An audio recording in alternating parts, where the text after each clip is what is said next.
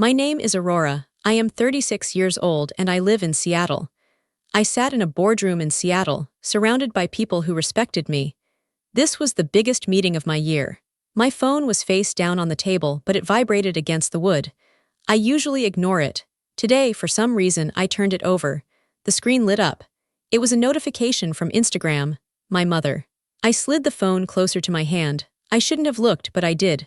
My heart stopped beating for a second. The photo was bright and sunny. It showed my mother, my father, and my sisters. They were laughing. They were holding glasses of white wine. Behind them was a view I knew better than my own face. The wide wooden deck, the blue infinity pool, the Pacific Ocean stretching out to the horizon. They were in my Malibu beach house. I stared at the screen. I had not given them the keys. I had not told them they could go. They didn't even ask me. They were vacationing in my home, a home I bought with my own hard work, completely behind my back. Then I read the caption. It hit me harder than the betrayal. Finally, peace without the drama. I felt sick. The drama was me. They were enjoying my house and my money, specifically because I wasn't there. But before I tell you how everything flipped, like and subscribe, drop a comment. Where are you watching from? My name is Aurora. I am 36 years old. I sat there in the boardroom. The air conditioner was humming low in the background. My phone was in my hand, burning a hole in my palm. The investor, a man named Robert who had flown in from New York, was talking about scalability and market share. I nodded. I kept my face calm. I practiced this face in the mirror for years. It was my business face. It meant nothing could hurt me. But under the table, my thumb hovered over the screen. I unlocked my phone again. I had to look. I knew it was poison, but I had to drink it. I opened Instagram. The picture loaded instantly. It wasn't just one picture, it was a carousel. My mother had posted 10 photos, 10 proofs of her theft. In the first photo, she was sitting on my white linen outdoor sofa. I bought that sofa 6 months ago. I had it imported from Italy. I remember telling my mother on the phone, I finally furnished the deck. It's white and delicate, so no red wine. In the photo, she was holding a glass of red wine. She was resting her feet, wearing dirty sandals, right on the white cushion. She was smiling that wide, fake smile she used for church and social media. I swiped left. The next photo was of my father. He was standing by the grill, my stainless steel, built-in grill that I had never even used yet. He was flipping burgers. He looked like the king of the castle. He was wearing a hat that said, "Relax mode." I swiped again. My sister, Jessica. She was in my bedroom, my primary suite. She was wearing my silk robe, the one with my initials, AM, embroidered on the pocket. She was posing in the mirror doing a duck face for the camera. The caption under that one read, "Living the dream. Number vacation mode, number Malibu." I felt a physical blow to my chest. It wasn't just that they were there. It was the entitlement. They were using my things, my personal, private things, as props for their social media performance. They were trying to look rich. They were trying to look successful. They were using my hard work to paint a picture of a life they didn't earn. I looked at the comments. This was the part that truly made my stomach turn. My Aunt Linda had commented, "So glad you guys are getting a break. You deserve it. Deserve it." What did they deserve? My parents had retired early with no savings and expected me to fix it. My sister had quit 3 jobs in 2 years because she didn't like the vibe. Another comment from a neighbor back home, "Wow, is that a rental? Looks expensive." And then, my mother's reply. I stared at the words until they blurred. "No, it's Aurora's place. She said we could use it whenever we wanted. So blessed to have a generous daughter." I nearly dropped the phone. She said we could use it whenever. It was a lie. A clean, simple, devastating lie. I had never said that. In fact, 3 months ago, I told them specifically that the house was off limits because I was doing renovations. I told them I wasn't ready for guests. I told them I needed space. They didn't care. They heard no, decided they didn't like it, and replaced it with yes. "Aurora," Robert's voice snapped me back to the room. Everyone was looking at me. I stood up. My legs felt heavy, like they were filled with lead. "I apologize," I said. My voice was steady. It didn't shake. "I have a family emergency I need to attend to. My team can finish the presentation." I didn't wait for permission. I walked out of the glass-walled room, down the long hallway, and into the elevator. As soon as the metal doors closed, I let out a breath that sounded like a scream. I went down to the parking garage and got into my car. It was quiet there, safe. I didn't start the engine. I just sat in the driver's seat and looked at the phone again. I zoomed in on the background of the photos.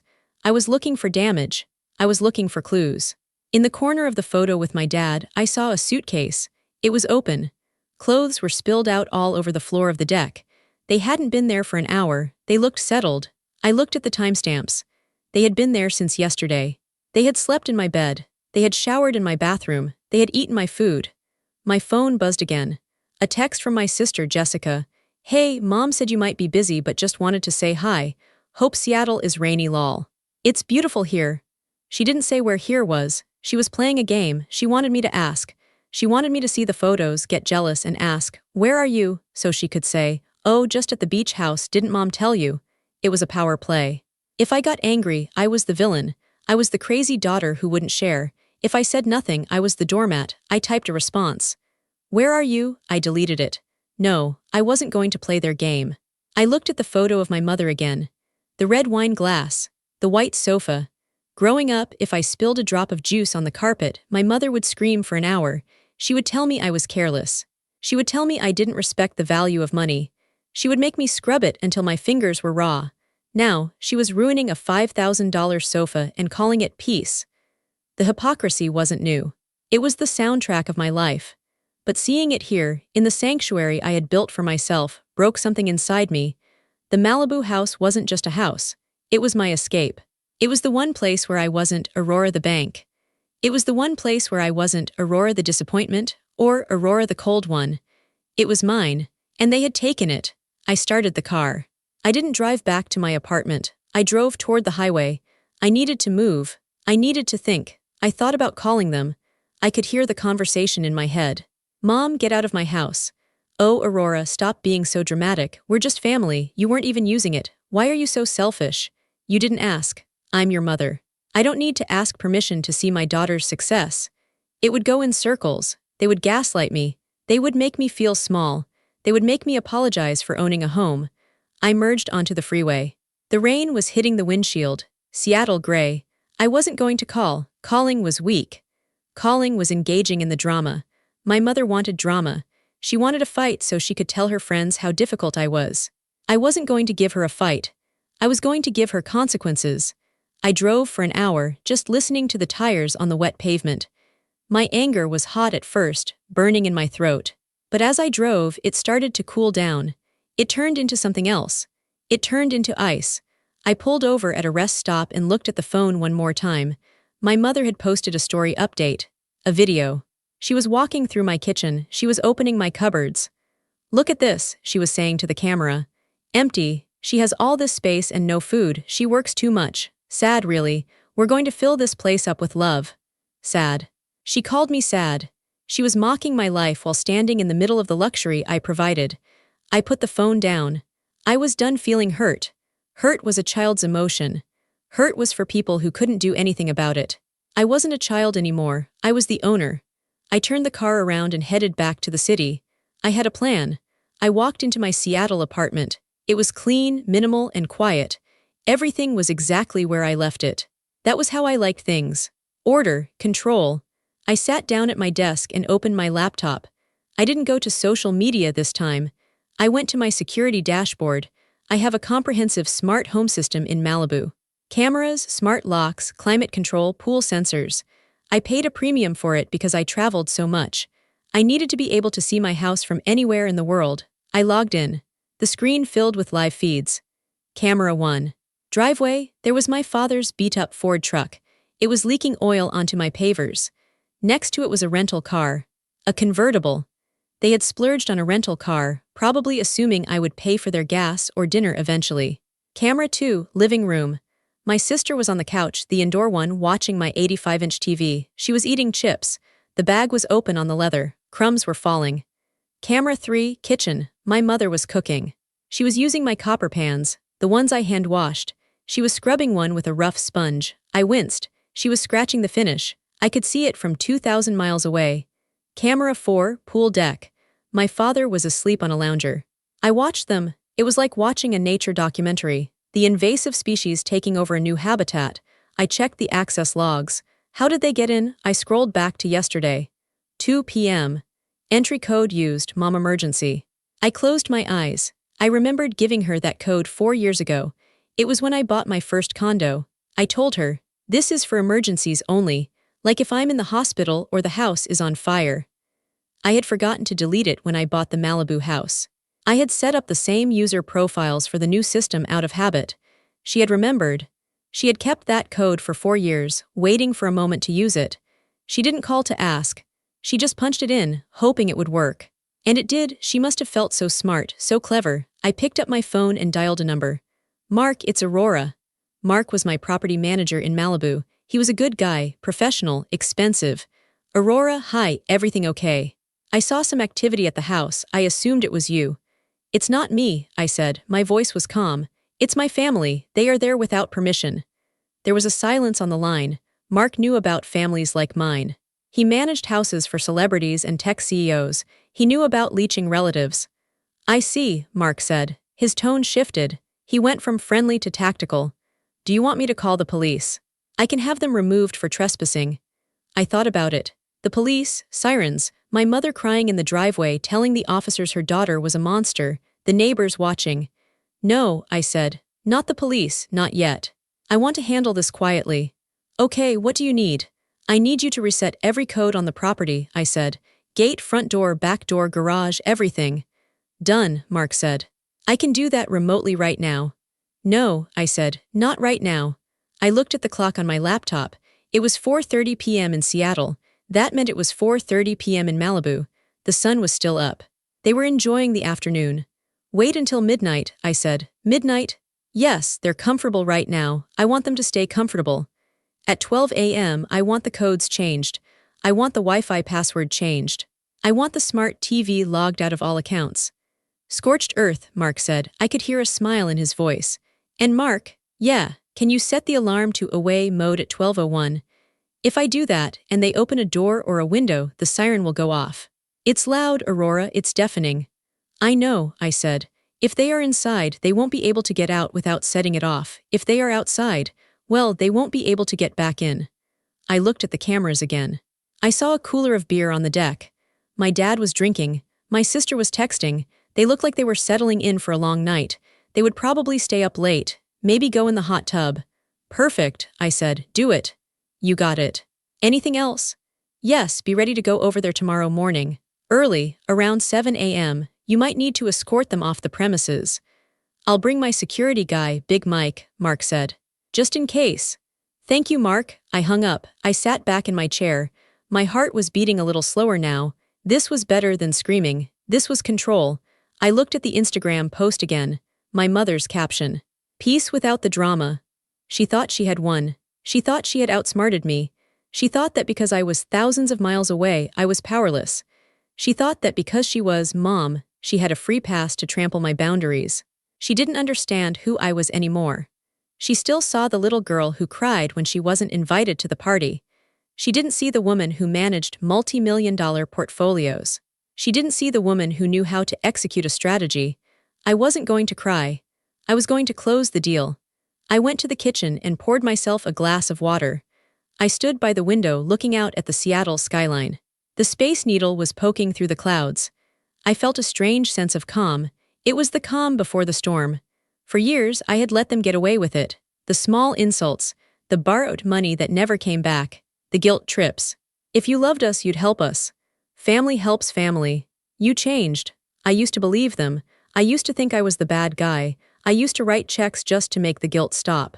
But looking at my mother's dirty sandals on my white sofa, something shifted. The checkbook was closed. The emotional bank account was overdrawn. I checked the time. 5 p.m. 7 hours until midnight. I ordered dinner. I ate a salad at my desk while I worked.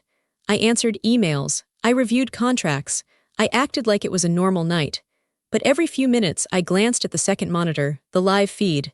The sun went down in Malibu. The pool lights turned on. I had programmed them to turn purple at sunset. My sister took a selfie with the purple water. My dad started the fire pit. That was gas-operated. He figured out the switch. They were having a party. My party. Without me, I watched my mother pour another glass of wine. She was laughing at something my sister said. They looked so happy. They looked relieved that I wasn't there to ruin the mood with my rules or my presence. It hurt, I won't lie. It hurt to see that they were happier without me. But the hurt was hardening into resolve. I wasn't going to let them steal my peace anymore. If they wanted a house, they could buy one. If they wanted a vacation, they could pay for it. I was done subsidizing my own abuse. I waited. The digital clock on my laptop ticked forward. 11:58 p.m.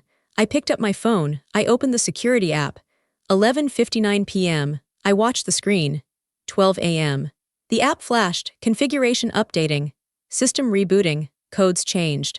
Alarm system armed away. It was done. I leaned forward, my eyes glued to the screen. I sat in my office chair in Seattle, waiting for the fallout. It was just past midnight. The house in Malibu was now a fortress, but the chaos hadn't started yet.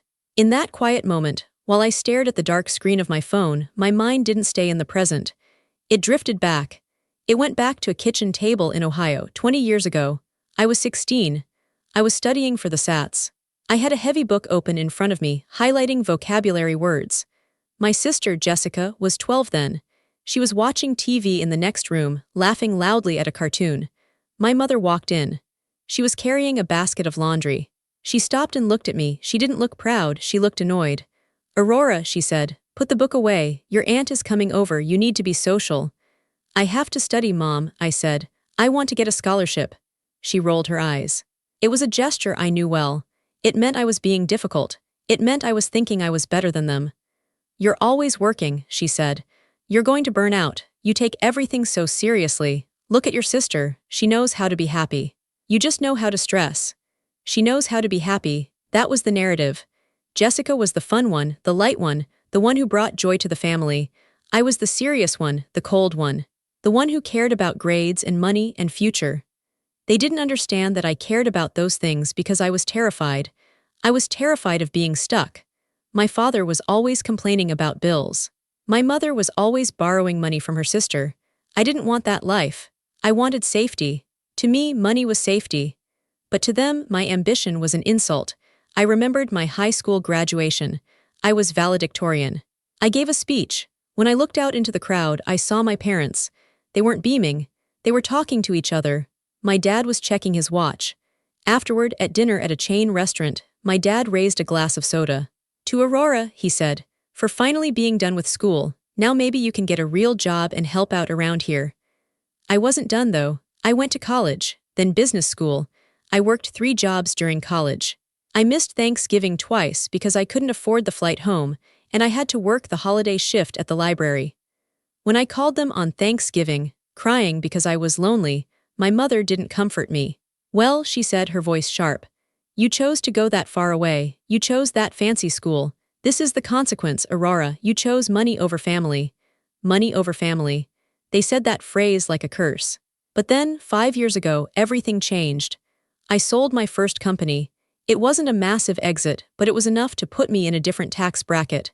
Suddenly, I had 7 figures in the bank. I remember telling them. I flew home for Christmas. I had paid off their mortgage as a surprise. I thought, this is it. This is the moment they will understand. This is the moment they will say thank you. I handed them the envelope. My mother opened it. She read the document. She didn't cry. She didn't hug me. She looked at my father and said, "Well, it's about time." My heart sank. "What do you mean?" I asked. "We sacrificed so much for you," she said. "We let you study.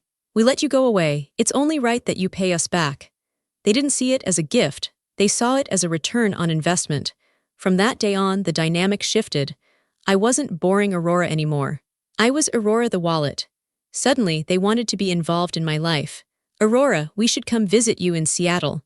Aurora, your cousin needs a loan for a car. Aurora, why don't you take us on a trip?" The Millers went to Hawaii. We've never been to Hawaii. If I said yes, they loved me. They posted photos of the dinners I paid for. They bragged to the neighbors about our successful daughter. If I said no, I was back to being the villain. "You've changed. You think you're better than us. You're greedy." They loved my success, but they hated me. They loved the beach house, the cars, the dinners, but they didn't like the woman who earned them. They didn't respect the work. They only felt entitled to the reward. I thought about the beach house in Malibu. I bought it 2 years ago. It was my sanctuary. I specifically didn't tell them the address for the first 6 months. I wanted to keep it pure. When they finally found out, because I made the mistake of posting a photo of the view, the guilt trip started immediately. You have a beach house and you didn't invite your own mother. I guess we aren't good enough for Malibu. I eventually gave them a weekend there last year. I was there with them. It was a nightmare. My dad smoked cigars on the non-smoking deck. My sister invited random friends over without asking. My mom rearranged my kitchen because it didn't make sense. After they left, I hired a cleaning crew and told myself, never again. I set a boundary. I told them, the house is my private residence, it's not a vacation rental. They nodded. They said they understood, but they didn't understand. To them, no was just a suggestion. To them, my property was community property, and that brought me back to tonight. The lie on Instagram.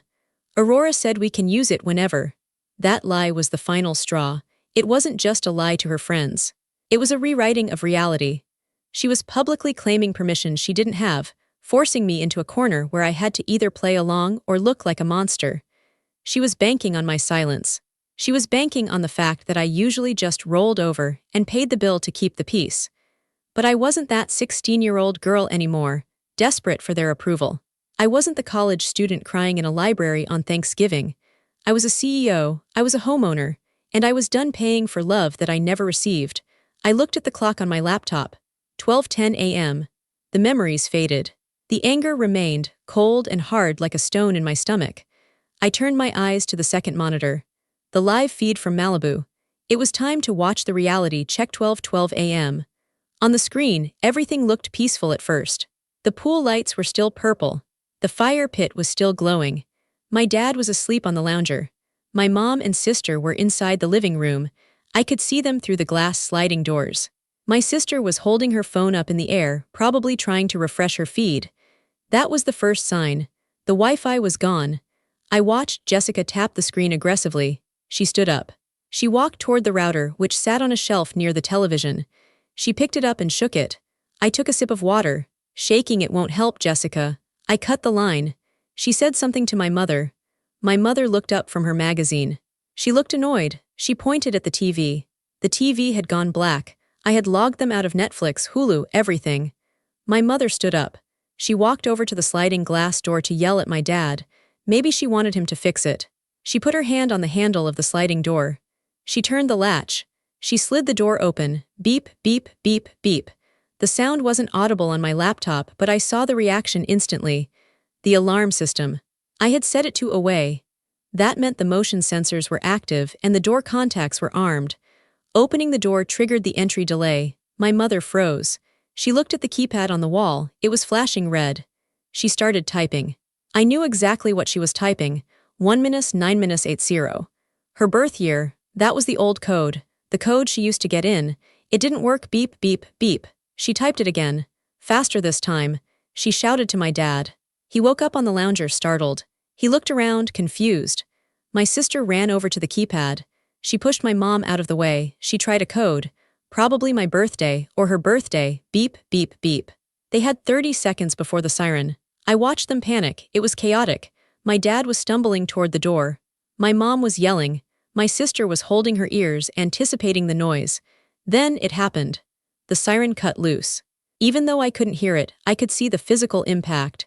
It was a deafening, piercing sound designed to scare off intruders. My sister screamed. I saw her mouth open wide. My dad covered his ears. My phone on the desk lit up. Incoming call, Mom. I watched it ring. I didn't touch it.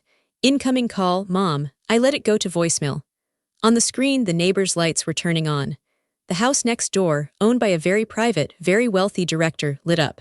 My family was now a public nuisance. My father did the only thing he could think of. He decided they needed to leave. He started grabbing things.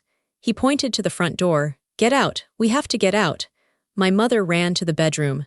I switched cameras to the bedroom feed. She was throwing clothes into her suitcase. She didn't fold them, she just shoved them in. She looked terrified. She probably thought the police were already on their way. My sister was crying. She grabbed her makeup bag. She dropped a bottle of foundation on the floor. It shattered. A beige stain spread across my hardwood. I flinched, but I didn't look away. Add it to the bill. They dragged their suitcases into the living room. My dad was already at the front door. He unlocked it and threw it open. The siren was still blaring. They hauled their luggage out onto the driveway. The cool night air hit them. My dad tried to go back in to get something, maybe the cooler of beer. But the moment the door clicked shut behind them, the smart lock engaged. I had set it to autolock instantly upon closing. He grabbed the handle. He pulled. Locked. He pounded on the door. He kicked it. I saw his face twist in rage. He was shouting at the door, shouting at the house, shouting at me. They were outside. It was 12:20 a.m. They were standing on the driveway in their pajamas and swimsuits, surrounded by hastily packed suitcases, with a siren screaming into the night. My phone was vibrating so hard it was moving across the desk. Incoming call, Dad. Incoming call, Jessica. Incoming text, what is happening? Incoming text, the alarm is going off, help US. Incoming text, pick up the phone, Aurora. I picked up the phone, but I didn't answer. I opened the security app. I pressed the button to silence the siren. The silence on the video feed was almost visible. They all stopped moving. They looked around, panting. They thought it was over. They thought maybe it was a glitch and I had fixed it. My dad reached for the door handle again. He tried the code. Red light, denied. He tried again. Red light, denied. They were locked out, and they had left half their things inside. My mom's purse was probably on the counter. The car keys. I zoomed in on the driveway. The rental car keys were in my dad's hand. Good, they could leave. But they couldn't get back into sleep. I watched them come to the realization. They huddled together in the driveway. My mother was shivering. She was wearing a thin robe. My phone rang again. Mom. This time I looked at the screen and felt a strange sense of detachment. This was the moment. They needed me. For the first time in years, they didn't just want my money. They needed my help. And for the first time, I wasn't going to give it. I swiped to answer. I didn't say hello. I didn't ask what was wrong. I just listened. Aurora, my mother sounded hysterical. Aurora, thank God. Something is wrong with the house. The alarm went off. We're locked out. It's freezing. You need to unlock the door right now. The codes aren't working. Her voice was demanding, not apologetic. She didn't say sorry for waking me up. She didn't say sorry for being there. She just gave orders. Aurora, are you there? Fix this. I took a breath. I looked at her on the screen. She looked small. I know, I said. My voice was calm, low, steady. I know the codes aren't working. What do you mean you know? Reset them. No, I said. There was a pause, the kind of silence that happens before an explosion. Excuse me, she said. I changed the codes, Mom, I said. I set the alarm. I locked you out. You what? You broke into my home, I said, and now you're leaving. Broke in, she shrieked. We are your family. This is your house. How dare you use that word? You didn't ask, I said. You stole my time, you stole my space, and you lied about it. Aurora, open this door right now. My father's voice came from the background. He was yelling near the phone. I'm not playing games with you. Open the goddamn door. I'm not playing either, Dad, I said. The door stays shut. You have the car keys. I suggest you go find a hotel. A hotel? My sister screamed. It's midnight. We don't have our wallets. Mom left her purse inside. I looked at the camera. I saw the purse on the kitchen island. That's unfortunate, I said. Maybe you can ask the neighbors, or maybe you can use the emergency cash Dad always keeps in his truck. Aurora, please, my mother's voice changed. It switched from anger to the victim tone. The wavering, tearful voice she used to manipulate me. Please, honey, it's cold. Your father's back hurts. We just wanted to be close to you. We wanted to feel close to your success. Don't do this to us. Don't be cruel. Cruel? Was I cruel? I looked at the picture she posted 6 hours ago. Peace without the drama. You wanted peace, I said. Now you have it. You're off the property. I will never forgive you for this, she screamed, the mask slipping instantly. You ungrateful little brat, after everything we did for you. Goodbye, Mom, I said. I hung up. I watched the screen. My mother stared at the phone in her hand. She threw her hands up in the air. She screamed something at the camera. She knew where the lens was. Then she slumped against the rental car. I didn't feel happy. I didn't feel sad. I just felt light. The weight of their expectations, the weight of their entitlement, it was all on the other side of that locked door. I was safe in Seattle. And for the first time, my house in Malibu was safe too. But I knew the night wasn't over. They wouldn't just leave. They would stage a protest. They would make a scene. I texted Mark, my property manager. They are outside. They are locked out. Please proceed with the 7 a.m. removal. If they are still in the driveway, call the police if necessary. I put the phone down. I kept the live feed open on my second screen. I wasn't going to sleep tonight. I was going to stand guard. It was 2 a.m. 2 hours had passed since the lockout. I was still sitting in my office in Seattle. My coffee had gone cold, but I didn't get up to microwave it. I was glued to the monitors. In Malibu, the situation had deteriorated. The adrenaline of the initial lockout had worn off for my family.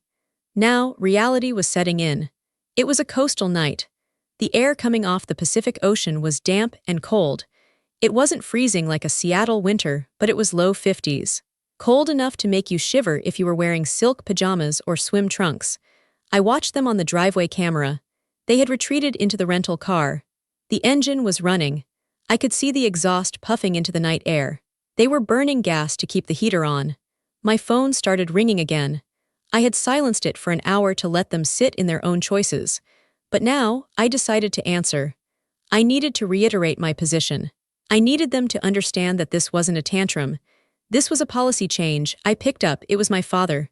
"Hello," I said. "Aurora." His voice was different now. It wasn't the booming yell from before. It was tight, controlled. But underneath the control, there was a deep, simmering rage. "This has gone on long enough. Your mother is crying. Your sister is freezing. Open the door." "I can't do that," I said. "Don't give me that can't garbage," he snapped. "You have a phone, you have an app. I watched you turn off the siren. You can unlock the door just as easily." "I physically can," I corrected myself. "But I won't. You are trespassing, Dad. If you were strangers, I would have called the police 2 hours ago. I gave you the courtesy of leaving on your own." "Trespassing?" He laughed. It was a harsh, ugly sound. "We are your parents. We raised you. We fed you. You don't get to call us trespassers. We have a right to be here." "No," I said. "You don't. You have a right to your own home in Ohio. You don't have a right to my property in California. You didn't ask. You sneaked in. You used an emergency code to steal a vacation." "We didn't steal anything," he shouted. The control was slipping. "We were just using it. It was sitting empty. What kind of selfish person lets a house sit empty when her family could be enjoying it?" "It's not about the house being empty," I said. "It's about respect. You lied to me. Mom posted on Instagram implying I gave you permission. That was a lie." "Oh, who cares about Instagram?" he yelled. "That's just internet nonsense. Real life is family. Real life is helping your flesh and blood. Real life is boundaries," I said. "Listen to me," he said, his voice dropping to a menacing growl. "If you don't open this door in 5 minutes, I'm going to break a window. I'll smash the glass, I'll climb in, and I'll sleep in that bed. And you can send me the bill." I looked at the monitor.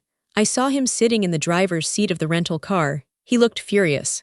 "If you break a window," I said, keeping my voice very steady, "the alarm will trigger again. The police will be automatically dispatched, and I will press charges." There was silence on the line. "You wouldn't," he said. "You wouldn't arrest your own father." "Try me," I said. "I've spent the last 10 years trying to buy your love. I'm done paying. If you destroy my property, I will treat you like a criminal." He hung up on me. I watched the screen. He slammed his phone against the steering wheel. My mother said something to him. He waved her off. He didn't break the window. He knew I was serious. For the first time in his life, he realized I wasn't bluffing. 10 minutes later, my sister called. I answered.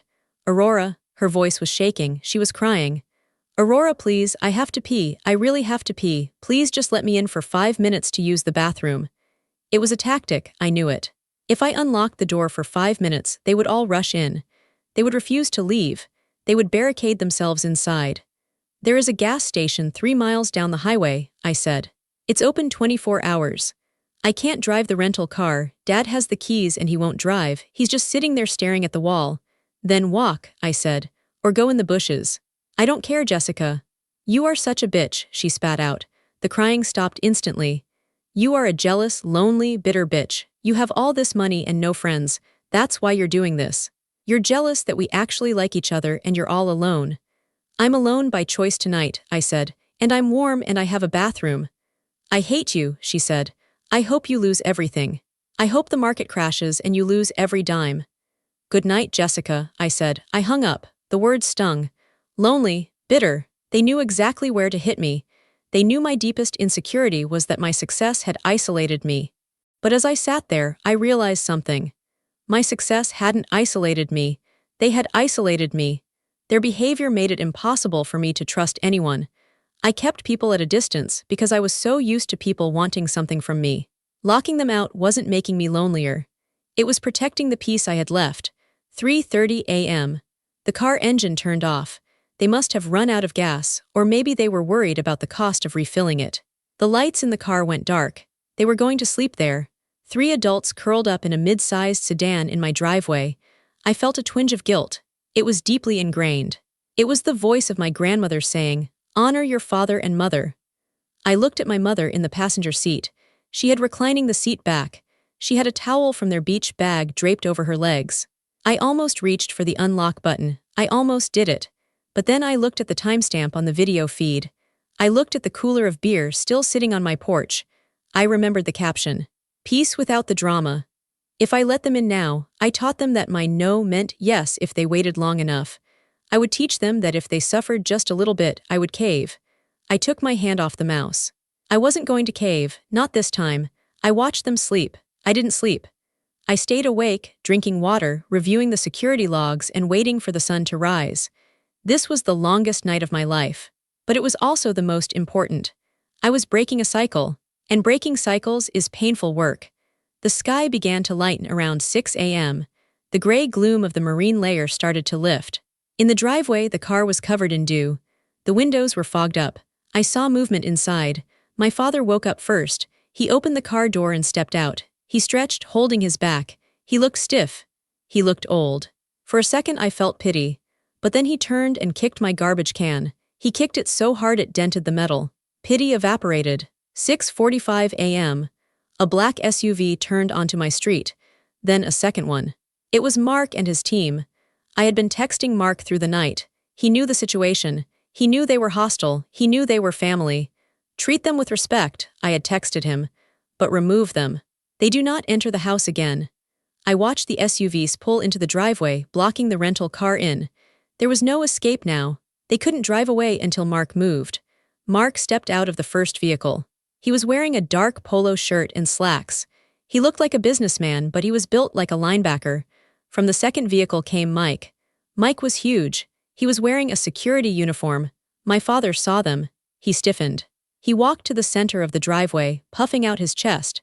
He was trying to assert dominance. I turned up the volume on the camera feed. The microphone on the exterior camera was good. I could hear the ocean waves, and I could hear voices.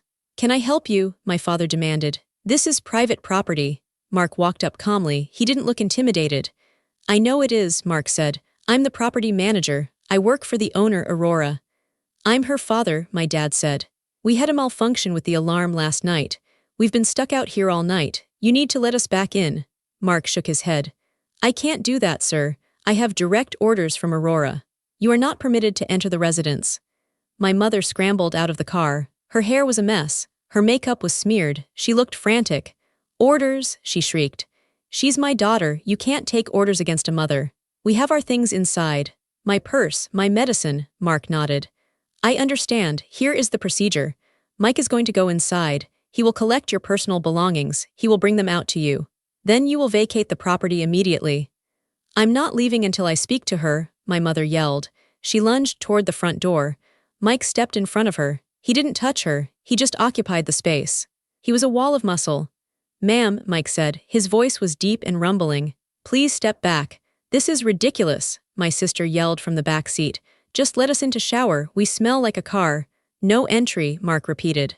"Mike, go get the bags." Mike unlocked the door with a master key. The sound of the lock clicking open must have been torture for them. They watched him walk into the warmth of the house. My father turned to Mark. "You're making a mistake. She's going to regret this. I'm going to sue her. I'm going to sue you." "You can take that up with legal counsel," Mark said, completely unbothered. He crossed his arms and waited. It took 20 minutes. I watched Mike on the interior cameras. He moved efficiently. He went to the kitchen and got the purse. He went to the bedroom and swept the remaining clothes into the suitcases. He checked the bathroom. He got the toiletries. He didn't pack nicely. He just threw things in. He zipped the bags. He carried them out, 2 in each hand. He walked out to the driveway and set the bags down on the pavement. "Here are your belongings," Mark said. "Please check to ensure you have everything." My mother ripped open her purse. She checked for her wallet. "My heart medication," she yelled. "It's in the side pocket," Mike said. My father glared at Mark. "We aren't leaving. We're staying right here until she talks to us." Mark checked his watch. "Sir, you are trespassing on private property. The owner has requested your removal. I am giving you 5 minutes to load your vehicle and leave. If you're still here in 6 minutes, I am calling the Los Angeles County Sheriff's Department. Call them, my dad challenged. Let them come. Okay, Mark said. He pulled out his phone. He started dialing. My mother grabbed my father's arm. No, no police, Bill, stop it. We can't have the police come. My mother cared about one thing more than money, her reputation. If the police came, there would be a report. It might get out. People at her church might hear about it. We're leaving, my mother said. She sounded defeated. We are not, my dad argued. Get in the car, Bill, she screamed at him. It was a raw, primal scream. Get in the damn car, she won, okay. She won, let's just go. My father looked at her. He looked at Mark. He looked at Mike, who was standing with his arms crossed. He spat on the driveway, a final act of disrespect. He grabbed the suitcases and threw them into the trunk of the rental. He slammed the trunk so hard the car shook. They got in. Mark moved his SUV to the side, clearing the path. My father reversed the rental car. He didn't look back. He peeled out of the driveway, tires screeching, and sped down the Pacific Coast Highway. Mark stood in the driveway and watched them go. He waited until they were completely out of sight. Then, he looked up at the security camera. He knew I was watching. He gave a small nod. I nodded back at the screen. I slumped back in my chair. My body felt like jelly. I hadn't realized how tense I was holding my muscles. My shoulders dropped 3 inches. They were gone. My house was empty. It was messy. There were still dishes in the sink. The bed was unmade. The floor was dirty, but it was mine again. I closed my eyes and let out a long, shaky breath. I didn't cry. I didn't feel like crying. I felt a strange, hollow sensation, like I had just cut off a limb to save the body. It was necessary, but the phantom pain was already starting. The silence didn't last long. By 9 a.m., the digital assault began. My phone had 47 missed calls, 89 text messages. It wasn't just my parents and sister anymore. It was the extended network, the flying monkeys. My Aunt Linda text, Aurora, your mother called me sobbing. She said you threw them out on the street in the middle of the night. How could you do that? They are elderly. My cousin Mike. Wow, ruthless. Remind me never to piss you off. My grandmother, who barely knew how to text. Family is everything. God sees all. I didn't reply to any of them. I knew what my mother had done. She had spun the narrative immediately. She had called everyone she knew from the car ride to the airport. She wouldn't have told them the truth. She wouldn't have said, we broke in and she caught us. She would have said, we went for a surprise visit and she snapped. She's having a breakdown. She's unstable. She kicked us out because she's cruel. I opened Facebook. I had to see the public damage. There it was. A new post from my mother, posted from the airport terminal. It was a picture of her looking tired, holding a coffee cup with red, puffy eyes. The caption, heading home early. Sometimes you think you know people, but money changes them. My heart is broken. Pray for families drifting apart. We tried our best. Number heartbroken, number family first. The comments were flooding in. Oh no. What happened? Sending prayers, Sharon. Money is the root of all evil. You guys are better off without that toxicity. I read them. Each one was a tiny stab wound. These were people I grew up with, neighbors, teachers. They all believed her. They all thought I was the monster. I started typing a comment. They broke into my house. They used an emergency code without permission. I asked them to leave and they refused. My finger hovered over the post button. I looked at the words. They were true, but did they matter? If I posted that, it would just be a fight. She would deny it. She would say I gave her the code. It would be a he said she said in the comment section of a Facebook post. It was undignified. It was messy. I deleted the comment. I realized that defending myself to these people was a waste of energy. They wanted the drama. They wanted the soap opera. I wasn't going to give them a season 2. I blocked my mother on Facebook. I blocked my father. I blocked my sister. I blocked Aunt Linda. Then I went to my phone contacts. I blocked their numbers. It felt radical. It felt dangerous. What if there was a real emergency? What if someone died? Then I thought. If someone dies, the police will call me. Or a hospital will call me. I don't need to hear it from them. I spent the rest of the day working. I tried to focus on spreadsheets, but my brain was foggy. Around noon, Mark called me. House is secure, he said. We did a walkthrough, no major damage. Some stains on the rug, a broken glass in the sink. The spare key is missing though. Change the locks, I said. Physical locks, not just the codes. Already on it. Locksmith is here now. And Mark, yeah, send me the bill for everything. The cleaning, the locksmith, your time, the security detail, everything. It's going to be steep, Aurora, weekend rates. Emergency call out. I don't care, I said, send it. Okay, one more thing, I found a note. A note? Yeah, on the kitchen counter scribbled on a napkin, it's from your sister. I tightened my grip on the phone. Read it, Mark hesitated. It says, you'll die alone. The air went out of the room. You'll die alone. It was the meanest thing she could think of. It was designed to haunt me. Throw it away, I said. Already did, Mark said. Listen, Aurora. I see this a lot. Wealthy clients leeching families. You did the right thing. They were taking advantage. You stood up for yourself. Don't let the note get to you. Thanks, Mark. I hung up. I sat in my apartment in Seattle. It was quiet. I wasn't lonely. That was the surprise. I expected to feel a crushing loneliness, but I didn't. I felt relief. For the first time in years, I didn't have to worry about what they were thinking. I didn't have to worry about their next demand. I didn't have to worry about the next holiday. The bridge was burned. I was standing on one side and they were on the other. And looking at the charred remains of the connection, I realized I didn't want to rebuild it. I ordered dinner, Thai food. I ate it on my couch watching a movie I wanted to see. I didn't check my phone. I didn't check Instagram.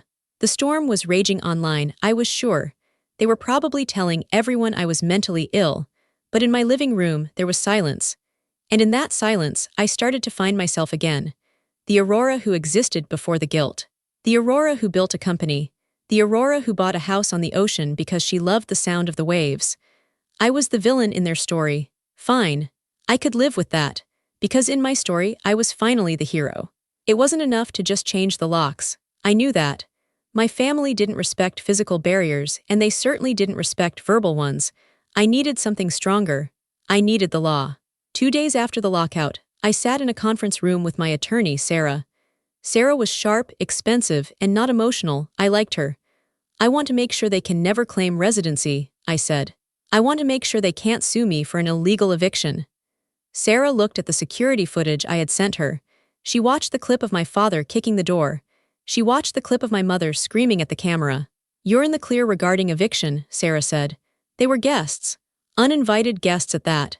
But to be safe, we are going to send a formal trespass notice. It states that they are not permitted on the property at address indefinitely. If they return, they will be arrested. Do it, I said. This is a nuclear option, Aurora, she said gently.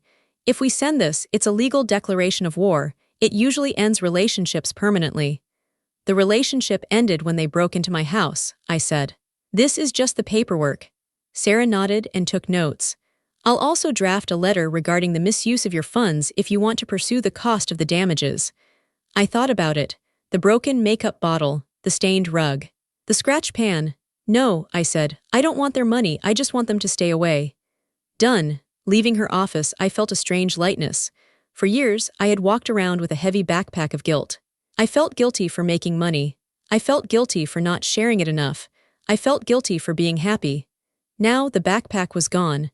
I had set it down on the driveway in Malibu. A week later, I flew back to the beach house. I was nervous.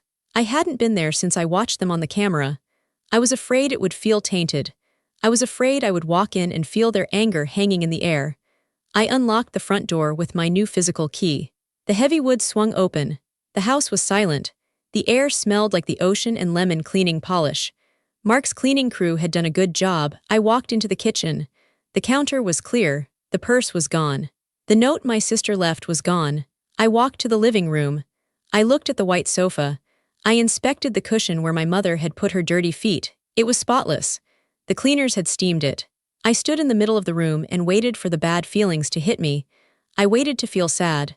But I didn't. I felt ownership. This wasn't their house. It never was. They were just ghosts passing through. I spent the next 3 days purifying the space. I didn't use sage or crystals. I used my own routine. I woke up early and made coffee in my copper pans. I sat on the deck and read a book in silence. I swam in the pool without anyone splashing or screaming. I ate dinner at the table without anyone complaining about the food or asking for a loan. It was quiet. And for the first time, I realized that peace wasn't just the absence of noise. It was the absence of anxiety. I wasn't waiting for the other shoe to drop. I wasn't waiting for a snide comment. I realized I had been living in a state of chronic stress for 20 years. My body had been tight, ready for a fight, ready to defend myself. Now my muscles could finally relax, but I didn't want to be alone forever. My sister's words still echoed in my head sometimes. You'll die alone. I decided to prove her wrong. I invited my friends. I have a small circle of friends in Seattle. People I met in business school or through work. People who had their own careers, their own money, and their own lives.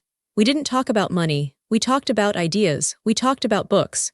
I sent a text to a group chat. Impromptu weekend in Malibu, I'm cooking. 3 of them said yes immediately. They arrived on Friday night. Elena, who runs a nonprofit, David, an architect, and Sam, a writer. When they walked in, the difference was immediate. My mother had walked in and said, "Why is the kitchen so small?" Elena walked in and said, "Aurora, this view is incredible. Thank you so much for having us." My father had walked in and demanded a beer. David walked in and handed me a bottle of vintage wine. A housewarming gift. I know you've had it for a while, but it's a new chapter, right? We cooked dinner together. We made tacos. Everyone helped. David chopped vegetables. Elena set the table. Sam made the drinks. Nobody sat on the couch waiting to be served. Nobody criticized my choice of ingredients. We sat on the deck as the sun went down. The fire pit was lit, the same fire pit my family had used. But the vibe was completely different. We laughed. We told stories. At one point, I went into the kitchen to get more water. I looked out at them through the glass door. They were my chosen family. They didn't love me because I paid their bills. They loved me because I was Aurora. They respected my home. They respected my boundaries. I realized then that biology is an accident. Family is a choice. I had spent so long trying to force the accident to work that I had neglected the choice. I walked back outside with the water pitcher. "Everything okay?" Sam asked. "You looked a little intense in there." I smiled. A real smile. Not the fake business smile I used in meetings. "Yeah," I said. "Everything is perfect. I was just thinking about how much I like you guys." "We like you too," Elena said, raising her glass. "Even if you are a tough negotiator." We clinked glasses. The sound rang out over the ocean. That night, I slept in my bed with the window open. I could hear the waves crashing. I didn't dream about my mother. I didn't dream about the lockout. I slept a dreamless, deep sleep. The sleep of a woman who is safe in her own home. The next morning, I woke up and checked my phone out of habit. Blocked messages hidden in the spam folder. 12. I didn't open them. I didn't read them. I selected delete all. I went downstairs to make pancakes for my friends. I was building a new life. It was quieter than the old one. It was smaller, but it was solid. It was built on respect, not obligation. And standing there, flipping pancakes while my friends laughed in the next room, I knew I had made the right trade. I traded family for peace. And it was a bargain. A month later, the letter arrived. It was a thick envelope with my mother's handwriting. I sat at my dining table in Seattle and stared at it. Part of me wanted to burn it, but curiosity won. I opened it. Inside, a photo fell out. It was me at 5 years old, sitting on my dad's shoulders. We looked happy. It was pure emotional blackmail. I read the card. "Dearest Aurora, we forgive you for your anger. We know you are stressed. We are willing to move past this if you apologize to your sister. We love you no matter what." I put the card down. They forgave me. They broke into my house, lied to the world, and refused to leave. Yet in their version of the story, I was just the unstable daughter who snapped. There was no apology, no accountability, just gaslighting wrapped in a greeting card. 5 years ago, this letter would have broken me. I would have called them, crying, begging to be let back in. But I wasn't that woman anymore. I didn't need their permission to be good. I stood up and walked to the kitchen trash can. I dropped the letter in. It landed on top of coffee grounds. I dropped the childhood photo in next. It wasn't dramatic. It didn't need to be. It was just garbage. I opened my laptop and emailed my attorney. "Sarah, send the formal trespass notice. Certified mail." I want it on record. I hit send. That was the real ending, not a tearful reunion but a legal boundary. I walked to the window. I thought about the beach house, quiet and safe. I thought about the moment the siren went off. It cost me my family to find my peace. That is a heavy price. There will be quiet Christmases and silent birthdays. But the alternative was worse.